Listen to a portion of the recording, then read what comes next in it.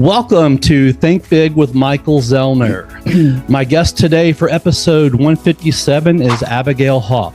Abigail is an actor, a writer, a director, a singer, a humanitarian, daughter, wife, and a mom. Yay! Yay! She was born in Chicago, attended high school at Sandy Springs, Georgia at North Springs Charter School of Arts and Sciences. Abigail graduated magna cum laude from University of Maryland in College Park with a Bachelor of Fine Arts in Theater.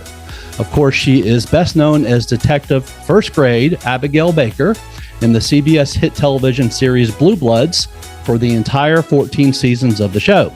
Tonight on CBS at 9 p.m. Eastern, 8 Central, the final episode of the first half of season 14 will air, and the final 8 episodes, hopefully, maybe not, maybe goes further, we'll see, to air this fall.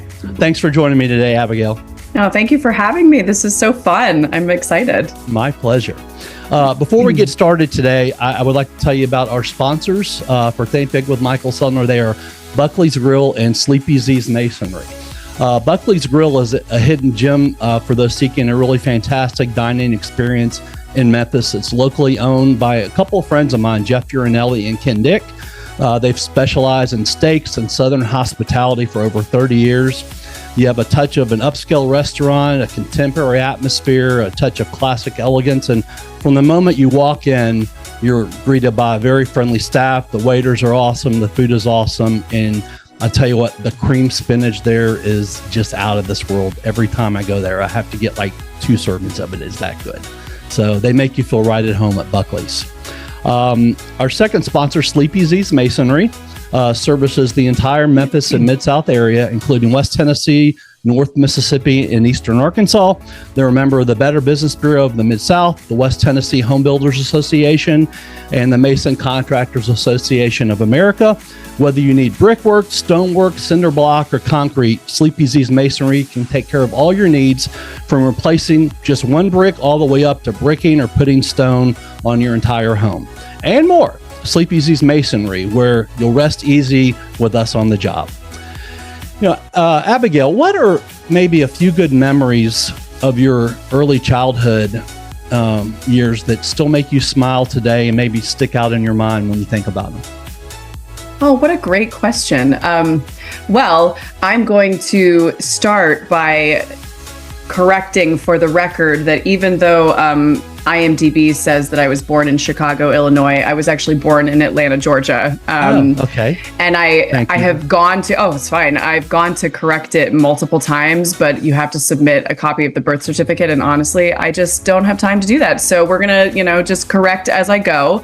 I did finally get my birthday right. They had me down as May 4th for a long time, and I'm April 18th. So I was able to correct, but the internet's a crazy place. That's so strange. So I know, it's the weirdest thing. And my husband's from Iowa, but not Illinois. Like, we've been to Chicago. I just have no idea where it came from, but there you go. We'll put it to sleep. Okay.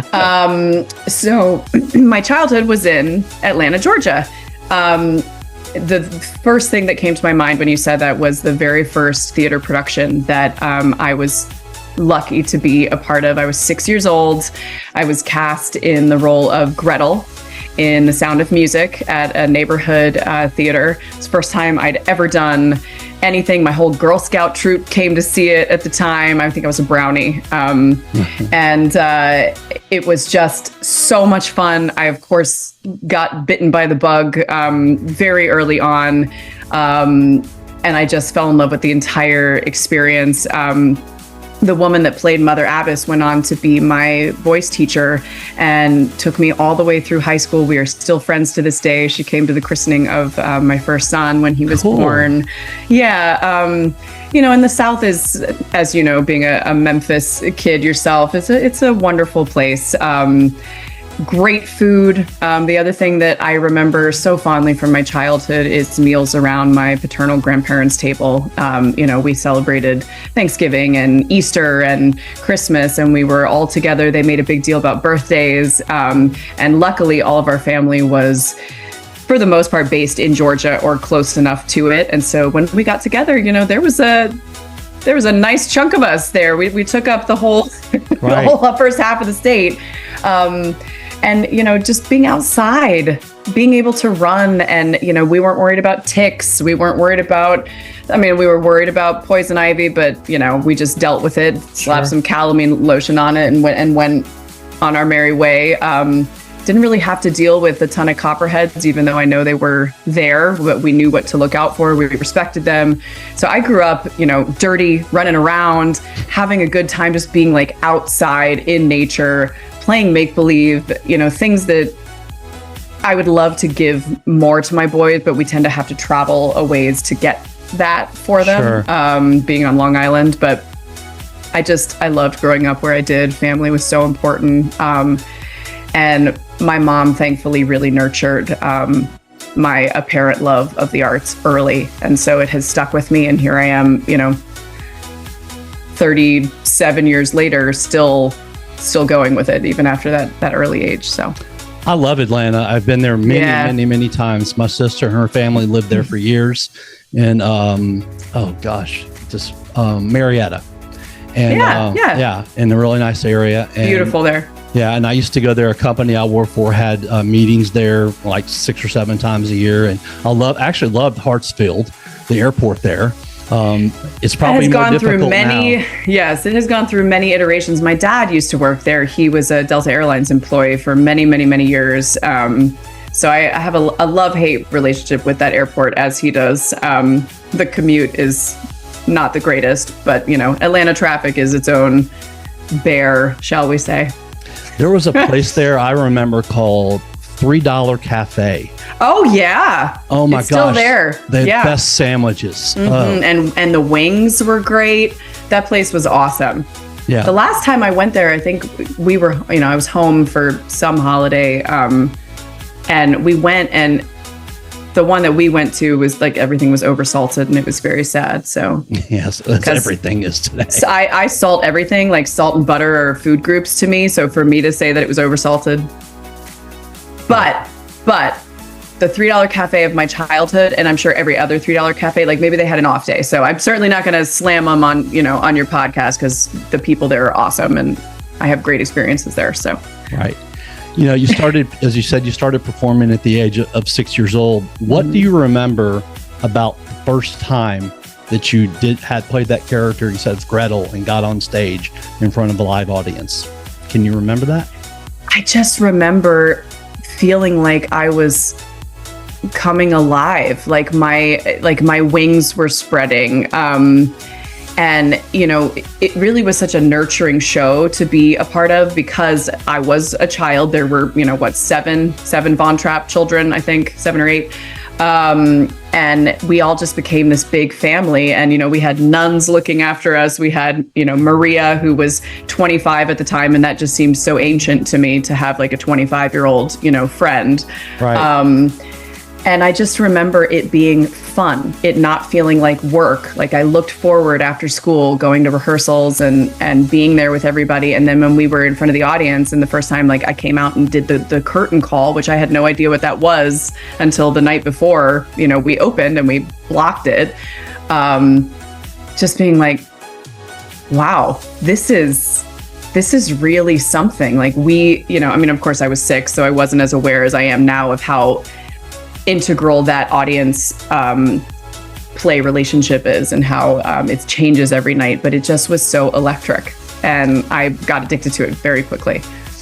I remember doing a play, I think I was in 2nd grade, and I just remember, because I have the memory of a herd of elephants. Lucky. Yeah. It's a blessing and a curse. I'm sure. Yes. And I just remember I had one line. It was, I'm as snug as a bug in a rug. It's always stuck with me, that one line. Yeah. I used to say that phrase. Maybe it's was it a Southern play? I don't remember. I don't remember the play, the name of it. But yeah, I just remember that line, and it's always stuck with me throughout my life. So yeah, that one line was fun. Snug as a bug in a rug. Yeah. Snug as a bug in a rug. Yep. So you're in school, you're 12 years old. There's a television show called Reality Check that you starred in along with Ryan Seacrest back in 1995. Yes. Tell us a little bit about that, how you got the role. And I guess Ryan probably was maybe about 20-ish at the time. Yeah, he was 19. And, I auditioned for it. And apparently, this was the first time that I learned what a storyboard was. Apparently, when I walked into the room, I looked exactly like their dream on the storyboard. Like, I literally walked in and was her. I was Samantha Bonner. And John Aaron Bennett, who was in I'll Fly Away, that series, he was my little brother on the show. We're still in touch to this day. Again, Southern roots run deep. Yes. He's actually a pastor now, has a beautiful family. And we filmed it over the course of one summer. It was in between 6th and 7th grade. So that seminal like middle school time. And I remember like coming back in the fall and just, thinking I was like all that because I had done a TV series. I was like, yeah, I'm awesome. But I remember the audition just being super fun. And the directors, I think there were 3 different women, and they would each like take turns directing, and they just were, like surrogate moms to me. And my mom would take me to all of the shooting. Like, she would work on my scripts during the summer with me. I'd memorize them. I'd do the, 10 pages of dialogue that we had a day that we'd film. I remember we used to drive the grips and everybody on set, like all the crew, crazy because, we're like ages 10 to 13, Ryan not included. And, we get bored. We're like hopped up on the sugar from Crafty, and we're just running around, hiding in between the curtains on set, driving them bonkers because we were mic'd up. We had our hair and makeup done. But it was also like the coolest summer ever. It was just so much fun. So much fun. I reached out through Tom Selleck. He went on live with Kelly and Ryan when Ryan was doing that show, and delivered my message because I needed Ryan to understand that 12-year-old me was madly in love with him. And I wasn't able to, he had like this perfect Zach Morris comb over. Yeah. Like he was everything. So Tom told him on national live TV that I'd had a big crush on him. And he was like, oh my God, we had a clip from it, that we showed him. It was so cool. So I've also had Tom Selleck deliver a favor for me, which is something that I keep in my front pocket because that's amazing. Yes. And now Ryan Seacrest is worth like $400 million. Unbelievable. I know. I know. And he just has it. Like I remember when we were filming, he had that radio voice, and then he went on to do that top 40 for a long time. And then he did Idol. I mean, the dude's going to have a fantastic career, and he's just a genuinely nice human being. That's good to know, because, sometimes you hear the opposite about people that, off screen. So that is good to know for sure. Awesome. Good egg. Yes. Auditioning for television and movies back in the early to mid 2000s, primarily involved in-person auditions. Actors would typically receive a script or sides beforehand and prepare for the audition, and then perform in front of casting directors or producers. And the auditions they were probably usually held in casting offices or a studio, which required people to get on a plane and physically travel to a location. A lot of that has obviously changed now for the prevalence of self-tape auditions that are submitted electronically. It's easier in many ways to audition for roles, and as great as technology is in many ways, do you believe that the flip side maybe is that the personal connection established and the building of the rapport in person with casting directors may have lost a little bit because of the virtual? 100%. I can't tell you. Listen, the ability to like film a self-tape audition in my basement with my ring light, which I've got right here, at 10:30 at night when my boys are asleep, and I can like focus because it's the only time that I get. Great, of course. But I'm also policing myself as that's happening, and there's no feedback. I'm just sending it out. I send it to my agent, and I I still remember the casting directors' names in Atlanta. There was Shay Buckley, who I developed a relationship with. She saw me all the time when I was like middle school to high school, all through my awkward, the braces phase, all of it. And she was just warm and kind. And I remember being coached by Shannon Eubanks, who was a phenomenal actor that was Atlanta-based. I miss it. I just had an in-person theater audition a couple of weeks ago for a play in Massachusetts. I'm not going to say the theater company name, but it was so exciting because I got to see my friend Judy Bowman, who is a casting director in New York. And when I moved here in 2004, she was the first casting director here to give me a chance. And I had not seen her in over a decade. Definitely, so probably at least the 14 years of Blue Bloods, if not more. And to reconnect with her in person and share that human connection was really, really special. To see how far both of us had come, because they're human beings and they've got a job to do. And to me, that is such an unsung job. Like when you have a good cast of people. For instance, I just saw Unsung Hero in Nashville. That was the last time I was down in your state. That casting director who created the entire Smallbone family, genius.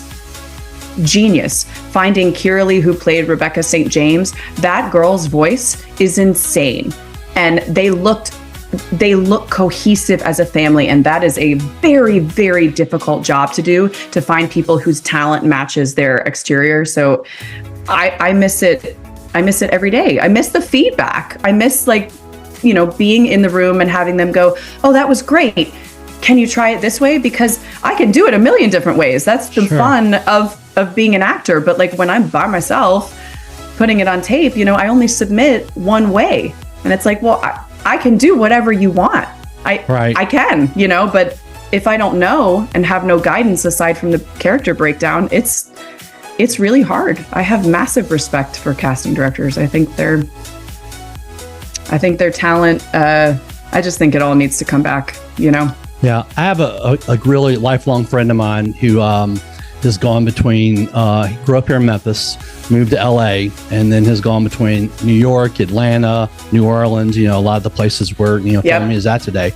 And he's been an actor. He's done a lot of stuff and extra stuff. Actually, he was on the final episode of season 12 of Blue Bloods. He was a big husky guy with long hair, did a scene with Vanessa Ray and her partner. Oh yeah, cool. Yeah, and he was in a department store trying to steal something, and his name is David Kaplan Calloway. And I used to do audition. When he'd come to Memphis and stay with me and visit, I had a room at my house. He set up a little studio, because he would get auditions all the time, and we would go. He goes, "I need you to read with me. I got an audition." Yeah, I got to bang it out. Yeah, and so that's what my husband has to do with me. The poor guy. He's exhausted from all day as a nursing student, and then I'm like, "Oh, honey, hi. Here's 6 pages of dialogue, and if you could just, thanks." Yes. And so I got used to reading the stuff with him. I was like, "Real?" I go, "Another one." He goes, "Oh, I got 3. Please just do them. I need somebody to read." I was like, "Okay, I'll do it." So, but yeah, it's just, he even said the same thing when he started, 25 years ago, the in-person, it makes such a difference. So yeah, technology, great. And at the same time, bad. So yeah, I mean, it has its good things, but I miss the interpersonal. I mean, that's why I do this. It's storytelling. Right. It's showing you what this human has to offer, what that human has to offer. That's the beauty of it. Absolutely. After that role in Reality Check in 1995, you finished high school, you graduated from Maryland in 2004. During those years in between, did you do any stage theater, or was the majority of the time spent, studying the profession extensively to prepare yourself for the opportunity to get to the place where you are today? So in high school, especially once I got my braces off, I auditioned all the time. Wilmington was a big hub, and my mom would, pull me out of school, and we'd drive up there, we'd do the sides, we'd throw it down, and then, I'd come home. And I had some really lovely, close calls with things, where I would get second callbacks. It would get down to me and the person who ultimately booked it.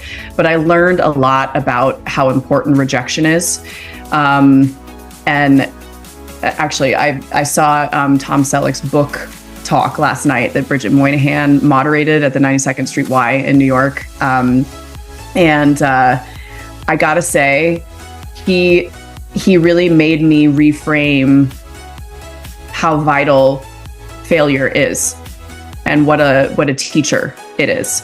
And you fail a lot in this industry. If you can't handle failing, get out, because 99.9 times you're going to get rejected. And then you don't even get the Dear John, Dear Jackie letter. You just don't hear anything. Exactly. And it's like, oh, okay, I'm just going to pour my heart out with these, 6 to 10 pages of whatever. And then that's it. When I was in college, I was actually there on a theater scholarship. So I didn't do stuff outside of theater, but I was very, very involved due to, because I had to fulfill my scholarship obligations. And I was very privileged to get to do quite a few of the main stage productions. And it was just such an exploratory time for me, which is what college is for. You make mistakes, you take risks, you figure out what kind of performer you are. And it was fun. I got to do things like play Richard III in one of my Shakespeare classes, which, clearly, like, I would never be cast as a king with a hunchback. But you know what? I did it and I loved it. And I really sunk my teeth into it and I leaned hard into it, pun intended. And it was so much fun. So then, when I graduated, I had this oh, I can do anything mentality. And then I moved to New York. Right. And that's what. And it was just crickets. Yep. And that's where the rejection came in, because it was, oh, right. Okay. I have to survive here. Let me get a retail job and hustle. Nothing. Right. And you think from 1995, and you said you had that little chip on your shoulder. You got done with that show and you're 12 years old and, probably, I've arrived now. Mm-hmm. And then it's, no pun intended, I guess pun intended, reality check. Yes. Rejection. Yes. Yeah. And yep. David tells me sometimes he'll do 100 auditions and maybe get one role. Yep. And that's how it just is. And so he's like, it's part of it. And what tells me about you, it shows your resilience, because especially at that age, when you're so impressionable, that a lot of people would have given up. There was one project, and I feel like enough time has passed now and we're both adults. So, I can talk about it. I was 14, freshman in high school. So clearly very impressionable age, the awkwardness of adolescence and being in high school just sucks.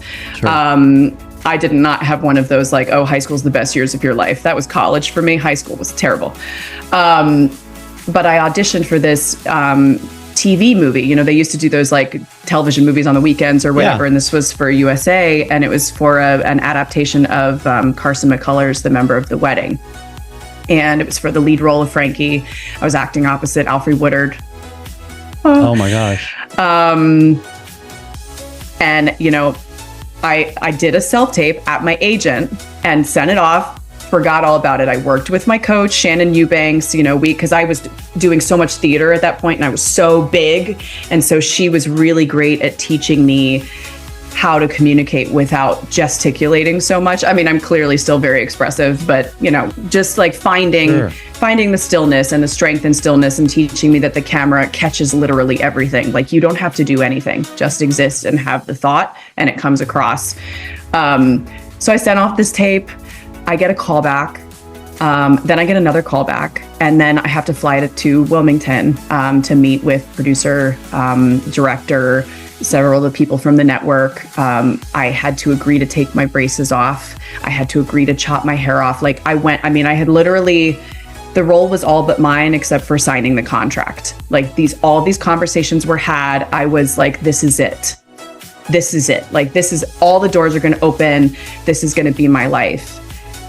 And then they gave it to a name. And I was at a theater camp, And I was, waiting for that phone call from my mom. Cause like, we didn't have cell phones. So like you used to get the call at the camp, and then the counselor would come and be like, hey, your mom's on the phone, and you'd pull yourself away and you'd go and pick up the phone. And my poor mom had to tell me that, that I didn't get it. And the producer, his name was David Rentella. Forgive me, David, if you watch this. He ended up giving me a background role, and I got to come on set for a day, and it was really special, but it was also really hard because I had to see, the person who did end up booking it, doing what was my role at 14. I was like, that's mine. That like I had internalized so much of her and went way method because again, I was 14. And it's really interesting, like looking at it in hindsight, that could have been the end for me. But then I got to high school and had so much fun performing and really just like did show choir and did the plays and the musicals in high school. And then I got a scholarship to Maryland. So I was like, you know what? No, I'm not going to quit. Like people like me doing this. They enjoy watching me. I'm going to keep going. And I feel like you can always give up, but I always feel like anytime I'm close, I'd book something. Right. Like anytime I get really down, and I'm expecting that valley to happen. Once Blue Bloods wraps. I hate saying that. So hard to say. Like it's starting to become very real to me now. We have 3.5 episodes left to film, and CBS did make the announcement that despite our pleas, the crew's pleas, our fans' pleas, it's unfortunately not happening. So, of course, hope never dies. It springs eternal, and you never know. But I think it's been a nice dose of reality for us that it's ending. So I'm expecting, those lows. But after those lows come the highs, and I just have to hang on. I'm not going anywhere. I feel like I have so much to say and so much to offer, so many stories to tell. So. You never know, another network, Exactly. I think that's the kind of the spark that everybody's hanging on to right now is that another network will see the value. I mean, Magnum, the second Magnum PI, not the one Tom did, but the second one, I guess it went from CBS to NBC. And then obviously with online and Peacock and you just never know. I mean, you don't. The ratings are still huge. Yeah, they're still huge. And I mean, for us to, it would have been so fascinating to see what would have happened if we had been in a more prime spot. Like the fact that we took that Friday night spot at 10 p.m. and made it a must-watch time slot is really something. Reruns on 5 different, 5 different networks I know of that have reruns all the time, So, and obviously they continue to show them because they continue to get views. And it's beloved. People love these characters. They love getting to know them. And it's such a beautiful, unique blend of procedural and character drama, because you really do get to know these people. You get to know the human beings behind the badge, or of course in Aaron Reagan's case, behind the desk, the bench, whatever we want to call it. Right. It's been a really special time. And 14 years it's hard to even fathom I haven't even been a mom that long. Like it's just, I was 28 years old when I started. Yeah. So I'm in my 3rd decade with Blue Bloods. Insane, because I'm 42 now. Right. Well, I still have hope, and I know that you guys I'm sure y'all do too. So. Oh yeah, you have to. You gotta have a little. Especially, I mean, if the ratings stunk, it would be different. Like, okay, we see why it's ending, but see, you're getting rid of a show so you can bring in some new shows that you don't even know are going to work, and you have a show that works. It's like, duh. I know, and no one. I mean, there's a lot of rumors out there that Tom's ready to hang up his hat. He's tired. No, he is more energetic and invigorated than I think I've ever seen him. Like the dude just had his memoir come out. I'm telling you, like, you should have seen him on that stage. He was just like vibrating with Oh, it was just I'm so proud of him. And Bridget did a great job moderating. Like we all want to keep working. We love these characters. We love telling these stories. Our crew is right. Best in the business. I have an article that just came out a couple of days ago with Tom Selleck. It was on Cinema Blend. And he said, quote, "I will continue to think that CBS will come to their senses. The back and forth between Blue Bloods cast and the network is getting more direct." And this was on May 5th. It says, longtime actor appeared on CBS Sunday Morning in an interview with Tracy Smith to discuss his career. But the elephant in the room is obviously the ending of Blue Bloods. Other cast members like Donnie Wahlberg have spoken about the show ending, but Selleck has been the leading charge, is doing so a little bit more bullishly, telling the outlet, quote, "Well, that's a good question. I will continue to think that they will come to their senses. We're the third highest show in all of broadcast. We're winning the night. All the cast wants to come back. I can tell you this.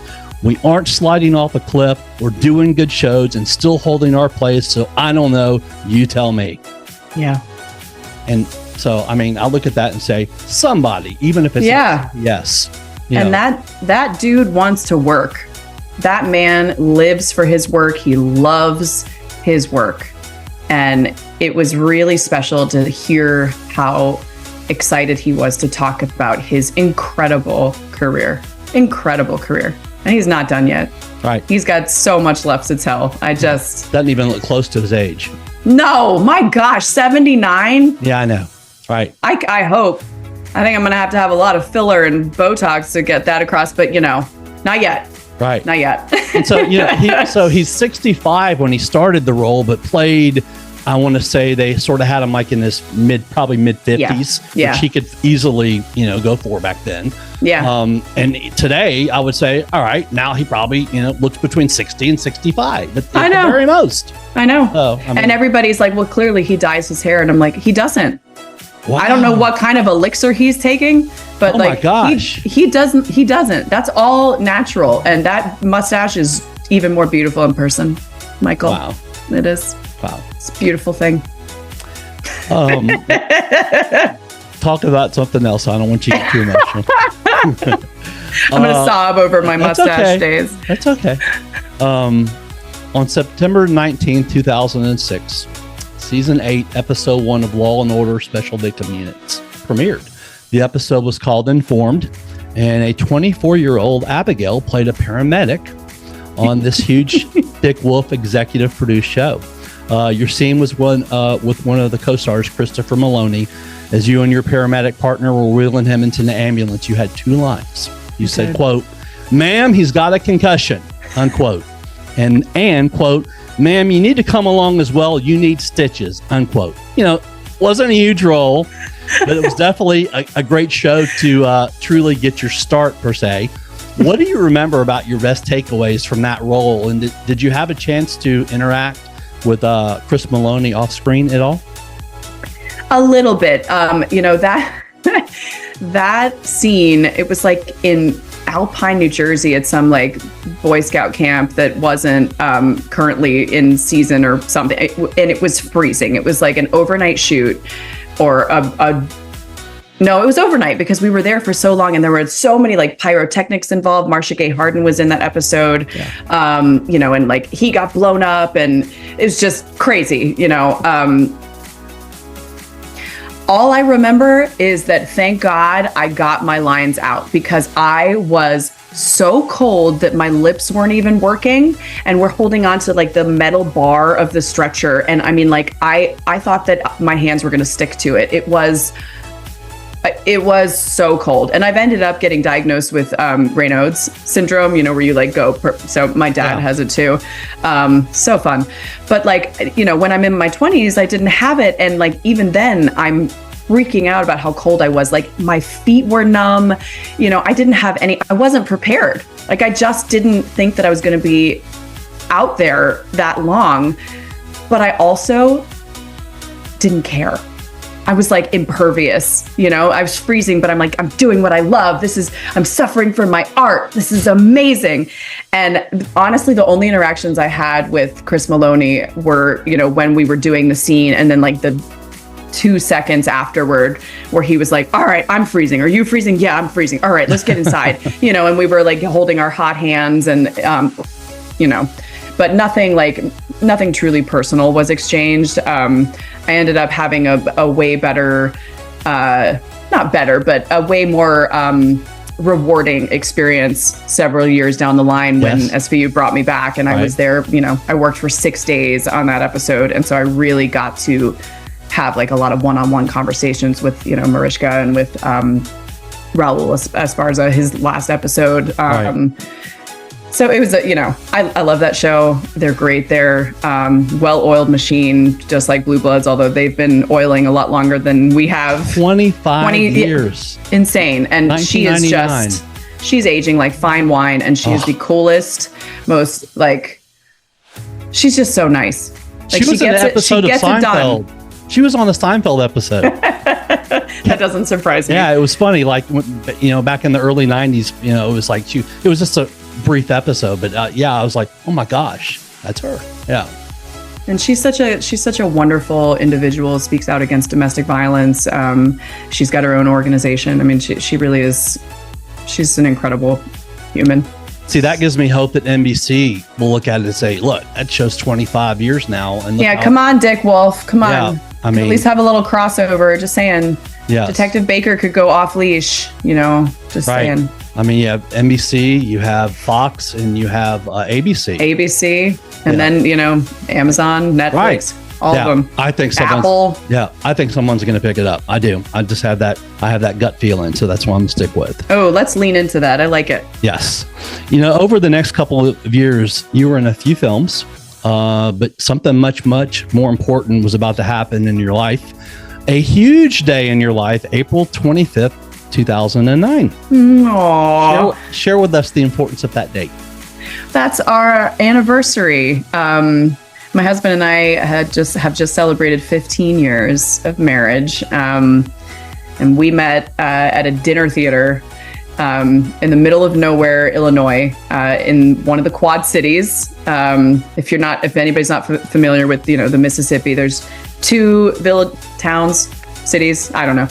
Maybe they're cities on either side of the Mississippi. 2 in Iowa, 2 in Illinois, and we met in Illinois, in Rock Island, at a dinner theater called Circa 21. And my husband Brian was a performing waiter at the dinner theater, so they did like a half-hour pre-show before we did our show, and we fell in love. And awesome. And then he followed me back to New York because he couldn't stay away from me, and somehow we still like each other, and we're growing together, and he's an incredible partner, great dad, fantastic medical professional. I wouldn't want anybody else responding. He's like a big ox of a man, and has fireman carried multiple people up and down huge flights of stairs, and was a lieutenant with FDNY, and I can't say enough good things about him. He's a great dude. I'm lucky to have him. Who approached you at that theater? Let's see. So we were at the closing night of Oklahoma, which was the musical before our show went on. Oh no, maybe it was opening night because we were still rehearsing. It was opening night of Oklahoma. I think they did like a 2.5, 3 week run, something like that. And we were all out at this bar called Ribco that was in downtown. It's one street, Rock Island. Right. And, we were all hanging out, getting to know each other. This was the first time that our cast of Don't Dress for Dinner had hung out with any of the they were called bootleggers, these performing wait staff. And I think he approached me. There was karaoke going on, and we ended up dancing. I mean, the funny thing is, I was 25 at this point, and I don't the bar scene was never really my thing in New York. But I just had a blast, and he was so easy to talk to. It felt like we had already known each other for years. And he fell in love first, and he would also tell you this, it was basically he had found the moon and he stuck the American flag in and was like, yep, I claim this, I'm the first one, hilarious. And it took me a little bit longer, but clearly it worked out. So I would say he probably approached me probably. But he was super cute and had killer dimples. So, didn't take very long for me. I talk about a lot, the power of a moment, y'all being together at the same place at the same time. And what a wonderful story. Thank you. I almost didn't take the job either. I mean, because I had a steady retail job. I had, my Roth IRA and my benefits, and I was steady. And then I just was like, you know what? No, I didn't move here to do retail. Yeah. So I took it, and I took a leave of absence, and look at that. I came back with a husband. Yep. And as Tom Selleck says on the show a lot, I don't believe in coincidence. And that was happen the way it was supposed to happen. Wonderful. I agree. What is a typical day like for you guys when you're not on the set, and if there's such a typical day for y'all off screen? Oh, wow.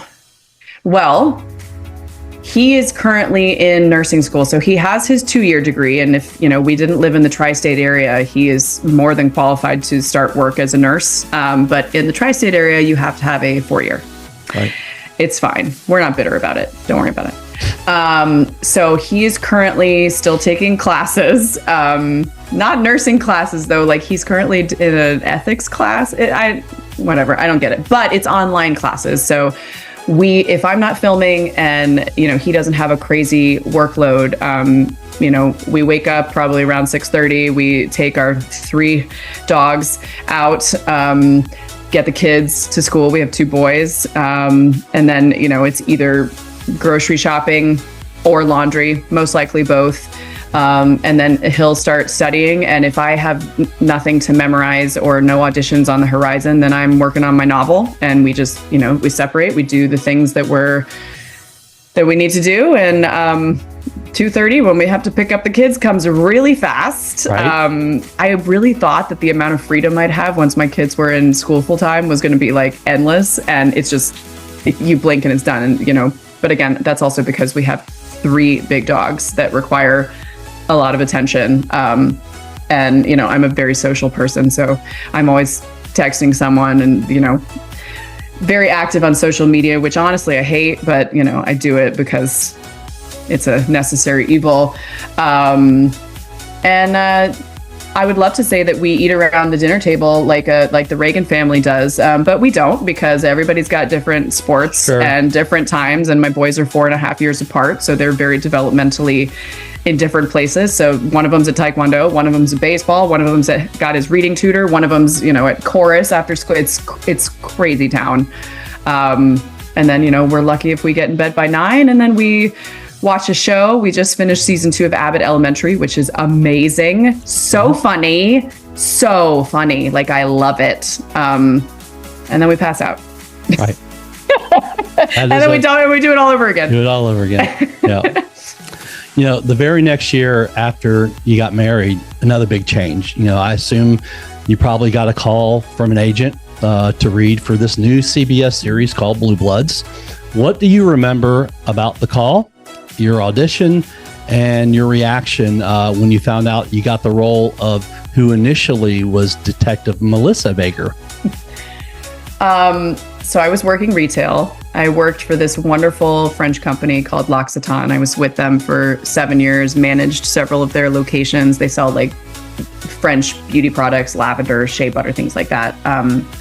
Loved it. They were wonderful to me. Really worked with my need to audition, and that day that I auditioned was no different. I had to take an extended lunch break, made up for it on the back end, stayed a little later for my shift, did the audition at my agent's office, and then a couple days later I got a call back, and I had to go to Greenpoint, which was where the writer's office was. And I had to read again for the director and producer. And I was so nervous, but I also was like really prepared.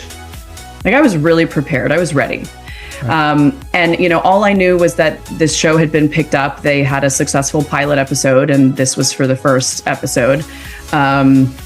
And I read, and then, I did my best to just let it go about my business, go back to the store, finish my shift, hang out with the awesome customers that I grew to love and know their names. And then I booked it. My manager called me and said I had booked it. And it was only, it was a walk-on role. Right. So I had I think 2 scenes with Tom. I didn't care. I was like, what? It's Tom Selleck. I was terrified my first day on set. And then I met him and my terror just went into the stratosphere because he's 6'4". Right. He's just I feel like you meet a lot of your heroes, especially if they're actors, and they're tiny. They're tiny people. Yeah. But I'm 5'8", and so I'm not a tiny person. I'm actually, I take up space. And Tom, I was just I felt like I just had to keep going. As I was staring up at him. And I remember our costumer at the time, Biga, she was so lovely. And, she was standing with me and holding Tom's trench coat to be sure that it was folded over his arm in the best way. We were coming out of an elevator together and going up these stairs into the real-time crime center, which for the first couple episodes of season 1 was where you saw Commissioner Reagan for the most part. And then Tom was like, I hate this. I don't want to be looking at a green X for the entirety of this series. This is silly. I don't want to be oh, this looks terrible. Let's make sure that we get X amount of staff. And he was like, no, I want to know what's going on in this guy's head. He's a leader. What does the stress of that do to him? And he was talking about all of these things with me.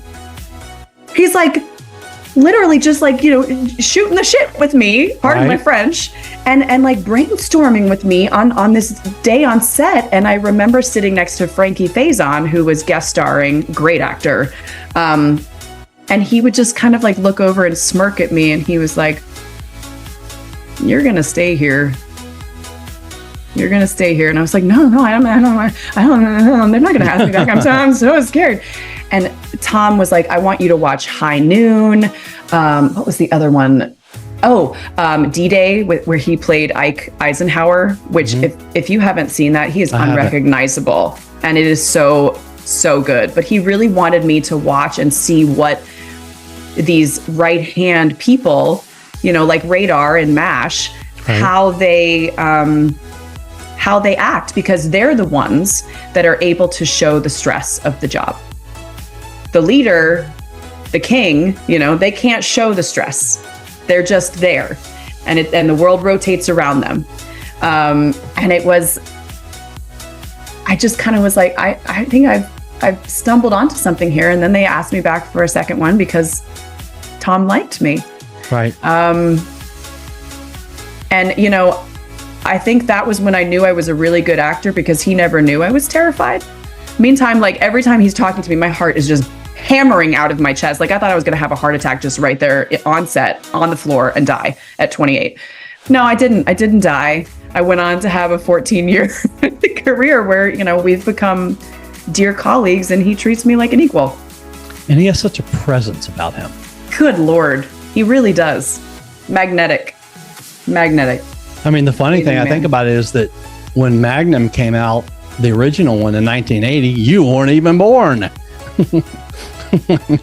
I mean, I have said that to him a time or two, but most of the time when he tells me these amazing stories, like his stories with Mae West and Frank Sinatra and these greats and giants that he's rubbed elbows with, I don't tell him that I have to Google, who they are. I mean, obviously I don't have to Google Mae West and Frank Sinatra, but there's a lot of names that he'll drop, and both Greg Jabara. Oh gosh, sorry. My phone is deciding to. That's okay. To ring. Hold on 1 second. Why is that? No, stop. All my devices are connected, and it does this weird thing sometimes. But now it took you away, so now I'm not looking at you. Hold on. It's only showing me. I can still see you. I know. I'm glad you can see. Okay, there you are. Okay. I see you now. Okay. We're good. Okay. What was I saying? Gregory Jabara. Oh, so Gregory Jabara and Robert Clohessy, of course, know who most of these people are. So there's a lot of smiling and nodding that I do. And then I furiously, feverishly go over to Google after and look them up and go, oh my God, that person. Right. Yeah. Yeah. But it was a very special, crazy time. Also, another actor that really helped me just be confident in what was happening was Michael Devine, who is also a New York City cop. And we were seated next to each other at the table read of this episode. And this was like the first time that the cast had come back together after the pilot. And so, I'm sitting next to him and we're talking and, I'm drinking out of my like cool metal water bottle that was reusable. And then you have Tom walk in, Bridget walk in, Len walk in, Will walk in, Don. And I'm just sitting here going, is this my life? Like, is this it? Like, it was the coolest thing ever. And we went to the CBS building. Like, I felt I had massive imposter syndrome, but I also was just, so stoked. Oh my God. Had to have been. And he was like, the way this is written, Michael looked over at me and he goes, the way this is written, I think you could be a recurring character. And I was like, no, they're not going to bring me back. And then I'm like, wait, maybe they will. So thanks, Michael. And we're still friends to this day. We're Facebook friends. Mm-hmm. I guess a few episodes in, Tom thought that the Melissa was too plain and he ends up using your name. Yeah. Yes, he did. I had to make things easier. It definitely made things easier. A little confusing, I think, for fans when they see me on the street, because I don't know whether they're referring to me as my character or myself, but it's fine. Right. But it's the funny thing also is that my husband's name on the show is Brian. Right. Yeah. Yeah. So, but my boys are both like, what? Why are? That's weird, Mom. That's weird. I'm like, I don't make the rules. I just say the lines. So it's not my problem. When I interviewed, Greg Jabara, one thing he said about you is he goes, Abigail's very funny. He goes, she cracks us up. Aw, thanks, Greg. Yeah. He's the best. I'm so proud of him. I'm just so proud of him. He was so damn good in Oppenheimer. Oh, and God, what a great movie. Yeah. What a great movie. And so he deserved it. And I couldn't be happier for him. And, I'm coming out of this 14-year period with just another family, but like, these guys are my best friends. Yeah. They're my best friends. We have a text thread, the three of us. And he mentioned that to me to ask you about that. Yeah. He said that y'all share a lot. You share good things, bad things. We do. We all three have two boys and they're all in, different ages. And it's really, it's just the best. I can't say enough good things about it. And we're all so different, but yet, we have this like common thread that connects us. So thanks, Tom. Tom really facilitated that. But I just love him. I love him. He said of you, Gregory said, quote, spending time with her and Bob is my favorite part about going to work. We're trying to get the three of us cast in Chicago, the musical, as Roxy, Amos, and Billy Flynn. When Blue Bloods is finally done, I will miss her and Bob the most, unquote. Yeah. Yep. Wonderful Same. Family. Two wonderful families. Yeah. Yep. I mean, and we have been through it all together. Like they got me through the pandemic. Like that was such a highlight for me, that text thread. We had several video chats that we scheduled. And just we always joked, that a test was going to come back positive. Cause like during the Omicron surge, we were getting tested every day, every day. Yeah. I mean, I could go on all day. I think Greg is so proud of his kids. He's got an aviator son and he's got a soon to be MLB baseball player. And he's so proud of them. And his wife, Julie, is one of the most adorable creatures I think I've ever met. She's just this Goliath Amazon woman. Gorgeous woman. And then Bob's wife, Catherine, is a kayaker. Like she has gone all around the island of Manhattan and she just started doing this at 70. And she's just kicking ass and taking names in her kayak in the Hudson River, hanging out with dolphins and trash, whatever's in the Hudson on any given day. And they're so proud of their wives. And I think that's one of the most beautiful things for me to witness is how proud they are of their families, truly. And Bob's got 2 actor sons. God bless him. Right.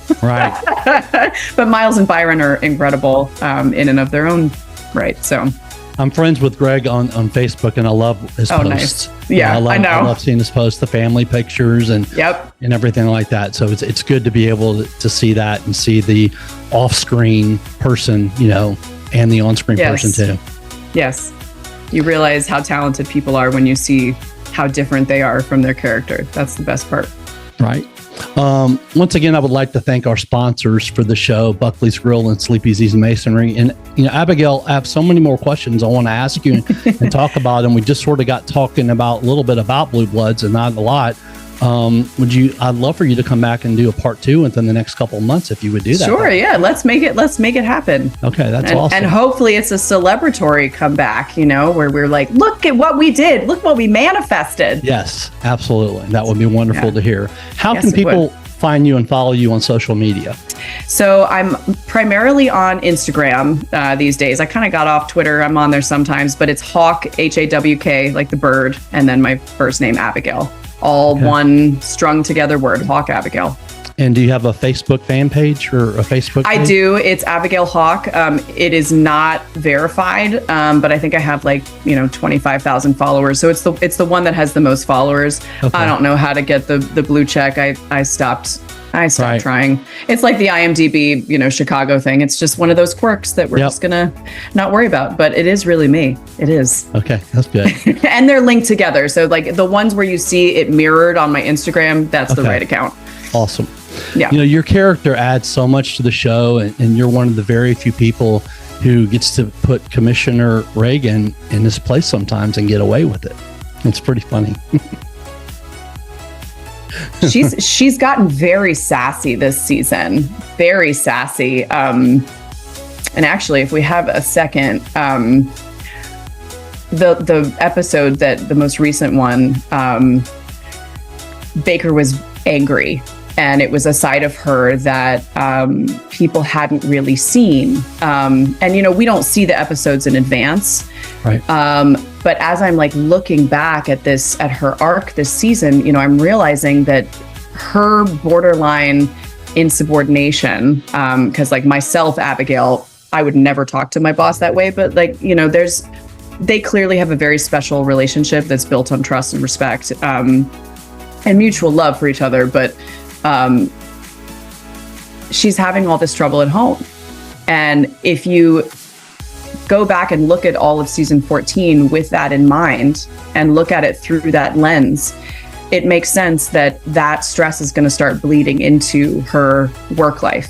Right. And the anger really, to me, stemmed, of course, from that devastation that, her husband feels inadequate.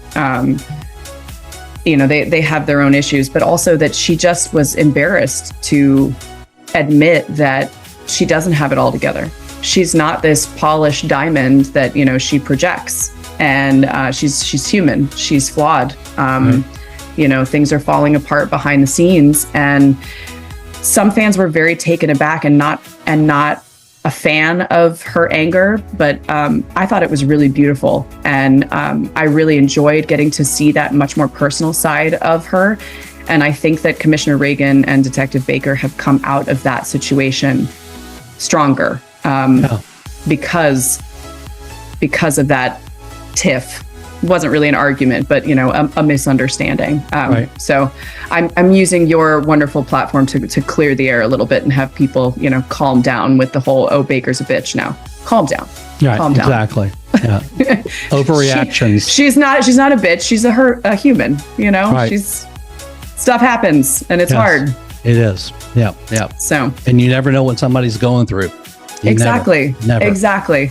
So all we can do is just be kind and show grace, as Aaron Reagan said to him in that episode. Show grace, Dad. And I loved that line. Yeah, I loved it. That's a great line. Yeah. I'm sure you're aware there's a huge online presence, as you've talked about, especially on Instagram, the page called Say Blue Bloods, that, every I mean, I know Gregory Jabbar is on it because I saw him liking the page and everything, and where they're posting all the, the stats of over, 5.5 million viewers and each week. And, we talked about Tom Selleck being on CBS Good Morning. So let's have positive hope that CBS does the right thing. And if not, somebody else picks it up. Yeah. And, our fans are amazing. Yeah. And because we get to see many more Reagan Sunday dinners and much, much more. So it's been such a fun show. And I mean, gosh, for you to start it, 28, me and 42, just like you said, 3 decades. I know. You've done amazing. You should be very proud of yourself. Thank you, Michael. Thank you very much. Thank you so much for coming on today. And I look forward to having you back on soon for part 2. Yes, thank you. Stay tuned. Yes, absolutely. Thanks. Take care. You too.